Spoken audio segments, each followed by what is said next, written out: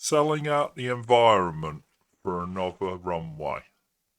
The UK has been working towards net zero. This is not a debate as to whether there's global warming.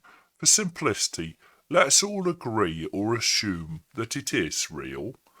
I'm not a climate denier. Sitting here on a chilly winter's day, I firmly believe in climate and don't want it to get any colder. Britain has been dancing round the issue of what to do with Heathrow for decades. The press are said to be saying there may be a debate on building a third runway. Although no politicians came out and said it directly, the debate feels organised. Either Heathrow is having another go to try and sell it, or Rachel from Accounts is planning to float the idea. Someone is going to put it on the agenda, and it's being pitched as the Labour government. Now, Schiphol has 6 runways. Heathrow has 2. And it is pretty poor for a major airport to just have 2 runways.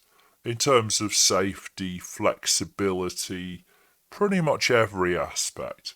That's why hardly any major airport only has 2 runways. Even minor ones get built with more than 2. However, there are troublesome things like people living under the flight path and the climate change. Airports and runways are a major nuisance to those under the flight path. I remember attending a barbecue at a rather fancy house in Richmond, and the planes were queuing up over the garden. If you stand at the end of Heathrow's runway, and yes, I've been nerdy enough to stand and watch the planes land, the planes arrive and depart roughly every 48 seconds, from 5 a.m. onwards. The smaller the planes, the more frequently they land. I knew a guy whose house would be demolished by a third runway, and he was trapped. Who'd be stupid enough to buy it other than Heathrow? If we're to meet net zero targets, adding tens of thousands of flights and thousands of tons of concrete will need to be offset, and really should be offset by not using it. If you're serious about cutting carbon emissions, you have to want to reduce the pollution from planes. And we've seen substantial decreases in the amount of fuel used, and there are opportunities. I think Richard Branson flew across the Atlantic using chip fat. All we need is loads of chippies, and then we can replace them. But realistically, more planes is more pollution. And expanding Heathrow would probably make it the biggest emitter of CO2 in the country. So if we are so obsessed with net zero that we're trying to run a lot of businesses into the ground and bankrupt people who are doing up their houses, then really should we be building another runway? There are 2 sides to this one. The number of flyers to and from the UK and the potential number of flyers. I once lived near Heathrow, and it's a major employer.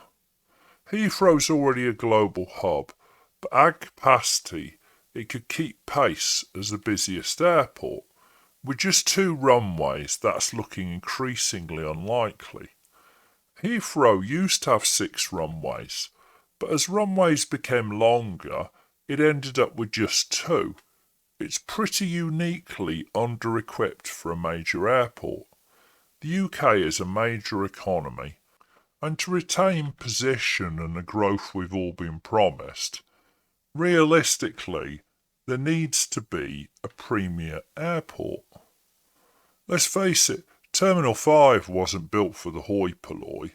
Stroll through its shops and they're targeted at wealthy business people in need of a gift on the way home, having spent a few days working in the UK and neither leaving their office or hotel.